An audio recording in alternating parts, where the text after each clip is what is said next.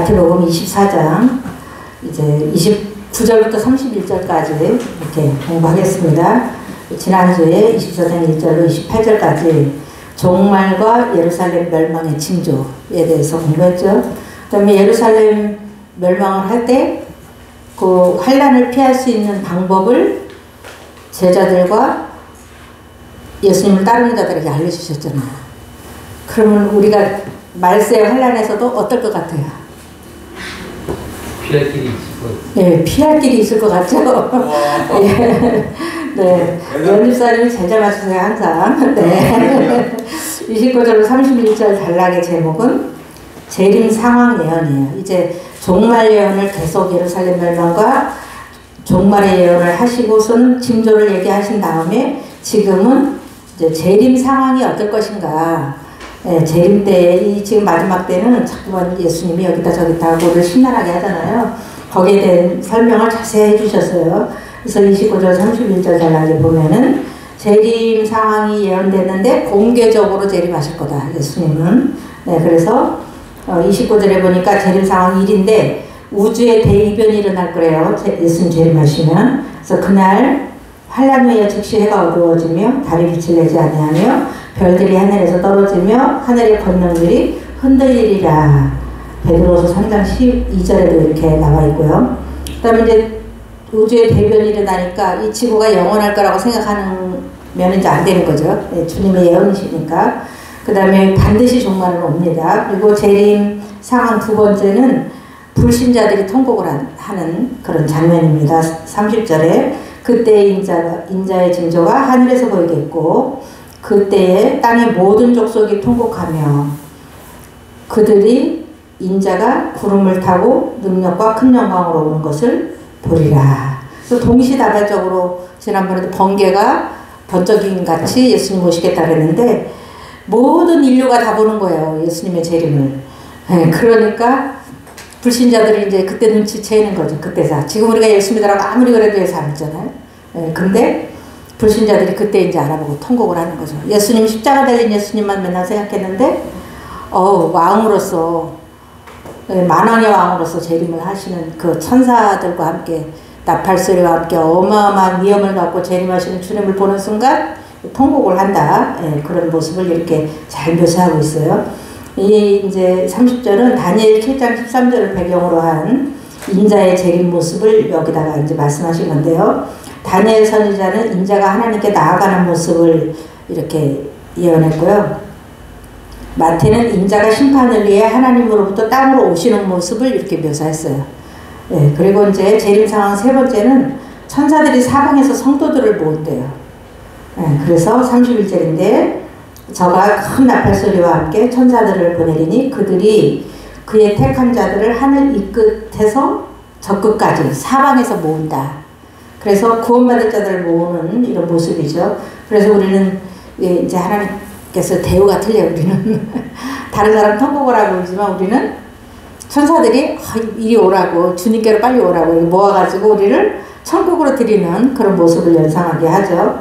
32절로 33절의 그 제목은 무화과 나무 비유예요. 이게 무화과 나무 비유를 왜 하시느냐. 임박한 재림은 징조로 분별할 수 있다. 이런 거를 예언적으로 또 비유적으로 하시는 거죠. 그러니까 여름이 가까운 징조. 이거는 이제 모든 사람들이 상식적으로 알고 있는 이 내용이잖아요. 여름이 가까운 거는 우리나라도 여름이 가까우면 뭐 잎이 풀어지면서 색깔이 좀 실록이 어때요? 아주 푸르러지면은 봄에는 약간 연두색이잖아요, 잎이. 근데 여름이 되려면 우리나라는 어때요? 진초. 네, 아주 녹색으로 예쁘게 변하죠? 진녹색으로. 그렇게 되면은 근데 여름이 가까운구나 이렇게 알듯이 지금 이제 이스라엘의 상황을 여기서는 묘사하고 있어요. 거기 이제 무화과 나무가 많잖아요. 그러니까 무화과 나무의 비유를 배우라. 그 가지가 연하여지고 잎사귀를 내면 그러니까 자연의 변화를 이렇게 보면서 알 수 있다는 거예요. 여름이 가까운 줄을 아나니. 근데 유대인들의 보편적인 상식이에요. 다 알아요, 유대인들이. 그런 것처럼 이와 같이 너희도 이 모든 일을 보거든. 이건 모든 일은 4절에서 28절까지의 그 종말 징조예요. 이런 징조들을 보거든. 그러니까 시대의 변화를 보거든 이 말이죠. 인자가 가까이 곧 문 앞에 이른 줄 알래요. 그러니까 뭐 천국이 가까웠다 예수님도 말씀하셨고 세례요한도 말씀하셨는데 이게 문 앞에 이른 상황. 이거는 이제 재림 상황이죠. 예, 마가는 이런 일이 일어나는 것을 보거든 이렇게 말씀하고 있고요. 34절로 44절에는 재림의 도련성 교훈이에요. 재림이 어떻게 임하는가 이거를 이제 보는데 도련이 임한다는 거야. 그래서 재림의 시기는 아무도 모른다. 재림의 시기는 주관하는 자는 하나님이시기 때문에 아무도 모른다. 이런 말씀이죠. 그래서 34절에 임박한 예루살렘 멸망 암시를 했어요. 이 시대가 지나가기 전에 이거는 뭐냐면 34절은 내가 진실로 너에게 말하노니 이 세대가 지나가기 전에 그러니까 예수님 당시 사람들에게 지금 이 세대라고 말하는 건데요. 이 일이 다 일어나리라. 이거는 4절로 28절의 대환란이 예수 당시의 사람들에게 다 일어나게 된다는 것이고요. 예루살렘 멸망에 대한 암시예요. 이것은. 그러니까 세상의 종말이 그때 온다는 얘기가 아니고 예루살렘 멸망이 AD 70년에 일어났으니까요. 지금 예수님이 말씀하실 때는 이제 한 반쯤 와 있는 상황이에요. 그러니까 그 세대 사람들 아주 노인들 아니면 다 그걸 본다는 거예요. 예, 그래서 본장에는 환란 예언은 예루살렘 멸망과 세상 종말의 환란이라는 그 복합성에 강조를 두고 있기 때문에 대환란의 최종 성취는 예루살렘 멸망이 아니고 예수님이 재림하실 때가 최종 성취고 중간에 그 AD 70년에 이스라엘 그 유대인들이 예수를 배척한 이유로 이제 예루살렘이 멸망하고 성전이 무너지는 그런 일이 있을 것인데 그 시대도 알려주시는 거예요. 그렇게 멀지 않다. 이 시대 사람들이 다 그걸 보게 될 것이다. 이렇게 이제 예언하시는 거고요. 그 말씀의 권위를 강조하시는데 35절이에요. 진리의 영원성이에요. 그래서 천지는 없어질지언정 내 말은 없어지지 아니하리라. 주님의 말씀은 절대 진리로서 구원과 천국에 대한 영원한 보증이 된다는 말씀이에요. 갑자기 이렇게 뭐 재림 징조 또 종말 징조를 말씀하시다가 말씀이 없어지지 않겠다 하는 것은 반드시 종말은 온다는 말씀을 여기서 하고 계신 거죠. 반드시 온다. 그 다음에 정확한 재림 시기는 36절인데요. 하나님 외에는 아무도 모른다는 거예요. 그러나 그날과 그때 이게 재림 시기죠. 아무도 모르나니 하늘의 천사들도 아들도 모르고 예측 부르라는 거예요. 오직 아버지만 아시느니라. 그러니까 뭐 재림 시기를 안다고 하는 사람들은 다 뭘까요? 지금 재림 시기를 잘 알아다는 이렇게 말하는 사람. 가짜죠, 가짜. 그런 거에 속지 말라고 지금 이거를 말씀하시는 거예요. 그리고 이제 37절은요. 재림 불예측성. 그러니까 아무도 재림에 대해서 예측을 못하는데 그 이유를 노아의 때에다 비유를 하신 거예요. 그래서 37절인데 노아의 때와 같이 홍수 심판이 있었던 때를 말하는 거고 인자의 임함도 그러하리라. 예수님이 어떻게 돌연 임하는지 그걸 설명하는 거죠. 홍수 전에 노아가 방주에 들어가던 날까지 사람들이 먹고 마시고 장가들고 시집가고 있으면서 세상 일에만 몰두하고 있을 그때에 홍수가 나서 그들을 다 멸하기까지 깨닫지 못하였으니 인자의 임함도 이와 같으리라. 그래서 불시에 재림하신다는 의미예요. 이거는. 그래서 재림의 징조는 예고되었으나 재림의 정확한 시점은 비밀이라는 거예요. 그렇기 때문에 사람들 입장에서 갑자기 오시는 거죠. 갑자기. 그래서 이제 재림의 불예측성을 여기 말씀하시는 거고요. 두 번째 최후 분리의 돌연성을 또 비유하는데 이거는 이제 두 사람 두 여자라는 그 비유인데요. 그때 두 사람이 밭에 있음에 한 사람은 데려감을 당하고 한 사람은 버려둠을 당할 것이요. 두 여자가 맷돌을 가지고 있음에 한 사람은 데려감을 당하고 한 사람은 버려둠을 당할 것이라. 이게 무슨 얘기냐면 심판의 돌발성과 구원의 차별성이에요. 그러니까 어느 날 두 사람이 아무 생각 없이 일하고 있었어요. 들에서. 근데 한 사람은 휙 데려감을 당하고 어떤 식으로 데려감을 당하는지는 모르겠어요. 우리가 이제 그런 찬양도 많이 하잖아요.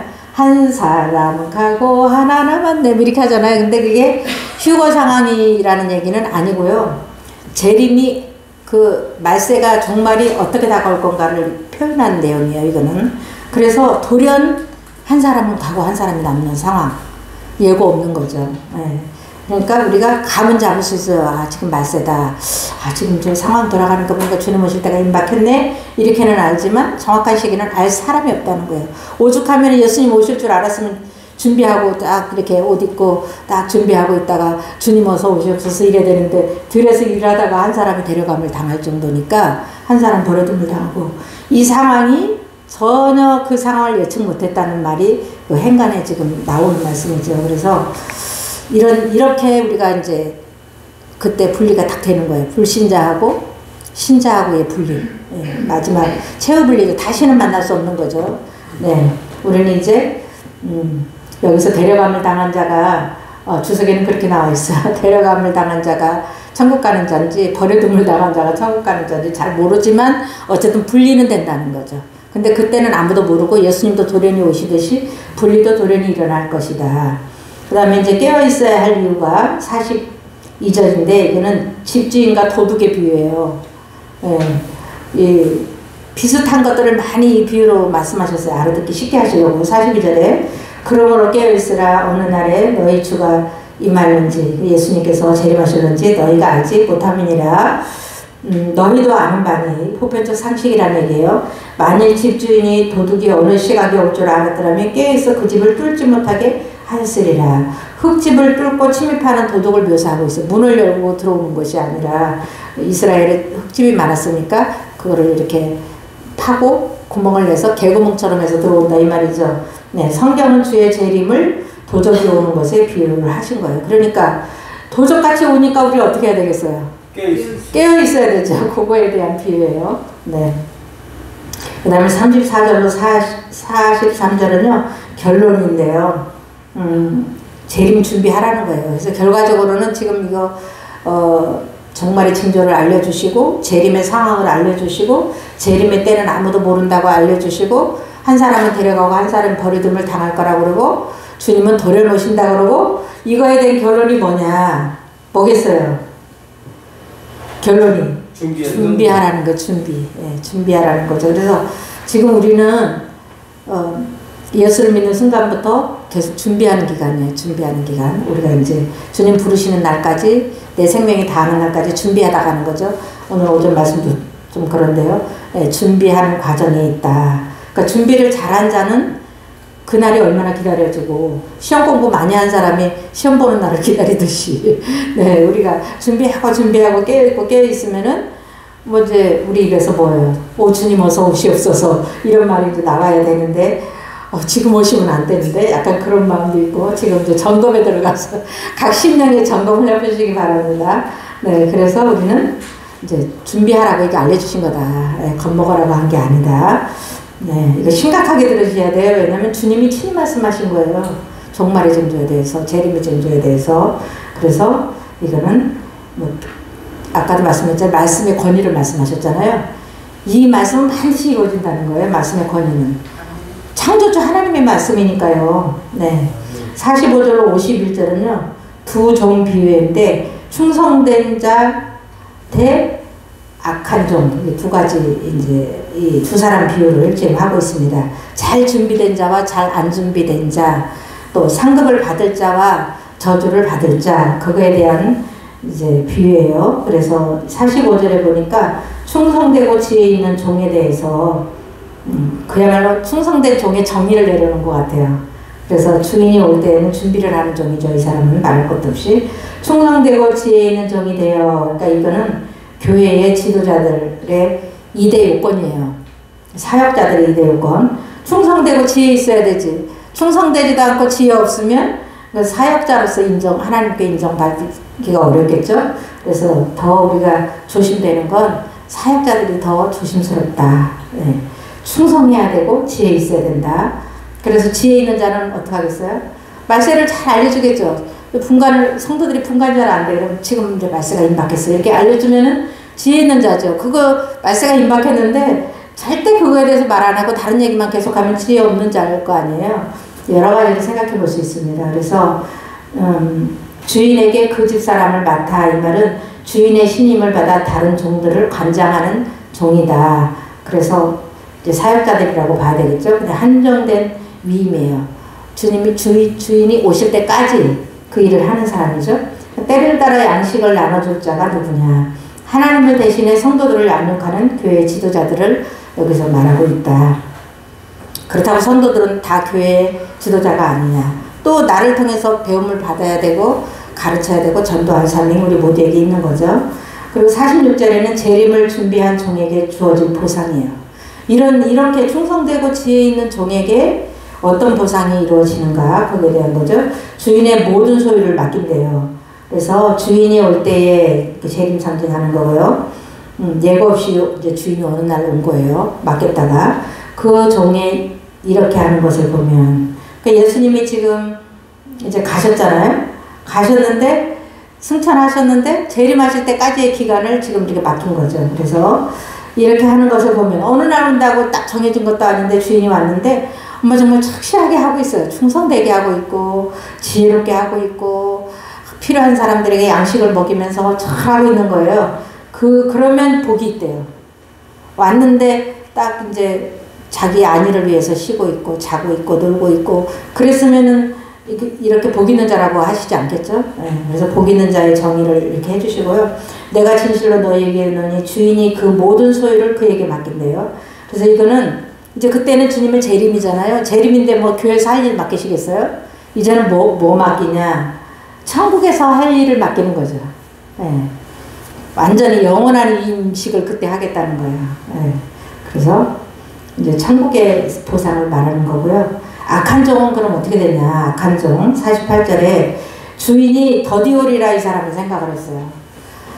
네, 우리가 지금 이 두 부류 중에 하나예요. 우리가 여기 있는 모두가 어떤 사람은 더디오리라 생각하고 어떤 사람은 지금 곧 온다 이렇게 생각하고 항상 곧 오실 주님을 금방 문을 열고 들어오실 것 같은 마음으로 항상 성실하게 하는 사람과 불성실하게 하는 사람 두 중에 하나죠 우리가. 그래서 더디오리라 생각했다. 만일 그 악한 종이 마음에 생각하기를 주인이 더디오리라 하여.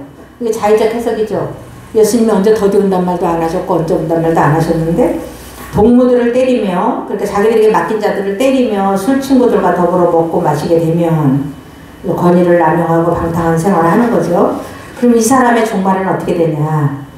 악한 종이 받게 될 형벌인데요. 외식하는 자의 벌에 처한대요. 유대인들의 제일 큰 죄가 뭐였냐면 유대 종교 지도자들의 죄가 외식하는 죄잖아요. 가식적으로 신앙생활하는 거. 예, 거기에 대한 건데요. 생각하지 않은 날 알지 못하는 시간에 그 주인이 이르러 급작스럽게 이제 재림이 도래된다 이런 말이죠. 어미 때리고 어미 때리다의 그 원어는 뭐냐면 두동강을 내다 이런 뜻이에요. 사람 두동강 내면은 살 사람 누가 있어요? 그러니까 아주 되게 혼난다 이런 말씀이죠. 외식하는 자 그러니까 서기관들과 바리새인들 누가는 신실하지 아니한 자라고 표현했어요. 이게 앞에 있는 종은 성실한 사람이지만 이 사람은 불성실한 자죠. 이런 자가 받는 벌에 처하리니 거기서 슬피 울며 이를 갈리라. 이 슬피 울며 이를 갈리라는 거는요 성경에 여러 군데 나와 있어요. 8장 12절에도 마태복음 8장 12절에도 13장 42절에도 50절에도 22장 13절에도 25장 30절에도 이렇게 슬피 울며 이를 갈리라가 많이 나와 있는데 이거는 뭐냐면 지옥에서요 극한 고통에 시달리는 그런 상황을 묘사한 거예요. 예. 슬피 후회도 하면서도 괴로움에 이를 가는 거예요. 그래서 가만히 있을 수가 없는 거죠.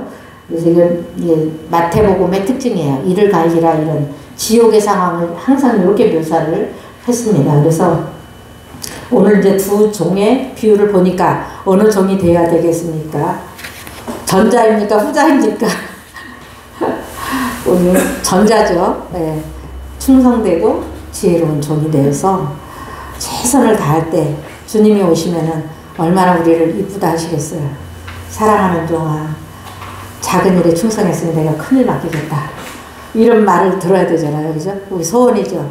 그래서 새해 들면서 기도 제목이 이런 기도 제목이 되면 좋지 않을까 싶어요. 뭘 그렇게 이 세상에 비전을 엄청 많이 두겠어요, 사실? 네. 바울 사도가 살아보니까 믿음의 선한 싸움을 싸우고 천국 갈 준비한 게 그게 제일 잘했다라는 고백이고 어떤 재산을 물려주듯이 자기 아들 디모데, 영적인 아들 디모데에게 그 말 해주잖아요. 너도 이렇게 살아라. 나 같은 삶을 살다가 천국에서 만나자. 그런 말이잖아요. 그런 것처럼 저도 이제 많이는 안 살았지만 조금 살아보니까 뭐 그렇게 좋은 것도 없고 그렇게 행복한 것도 없고 천국 갈 준비하는 것만 지금 제일 마음이 편안해요. 그 부분에 내가 마음을 두고 있을 때는. 다른 일 해봐도 그때뿐이더라고. 순간뿐이고.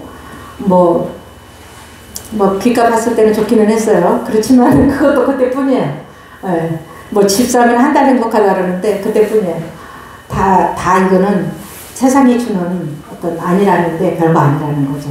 결국은 우리가 예수 믿는 우리는 천국 갈 준비하는 거. 예, 주님 맞을 준비하는 거. 그때 주님이 잘했다고 하는 거. 천사장들이 나팔 불면서 내 이름을 불러주는 거. 그거겠죠? 그죠? 그래서 새해의 기도가 이런 기도가 됐으면 좋겠습니다. 기도하고 마치겠습니다. 아버지 감사합니다. 오늘도 귀한 말씀으로 저희들을 교훈하여 주시고 또 말세의 징조에 대해서 재림의 상황에 대해서 또 돌연 강림하실 것에 대해서 여러 가지로 이렇게 또 종들의 비유를 통해서 우리가 어떤 쪽에 서야 하는지 이렇게 상세히 알려주신 주님 너무나도 감사합니다. 주님 우리가 예수 믿고 구원받은 것도 감사한데 이제 천국 갈 소망을 두고 살아갑니다. 주님 우리가 이런저런 생각으로 세상의 마음을 뺏길 때도 많이 있지만 그 생각이 오래되지 아니하고 바로 주님께로 마음을 두고 그 나라와 그의 의를 구하는 삶을 살게 하여 주옵소서. 예수님의 이름으로 감사하며 기도드립니다. 아멘.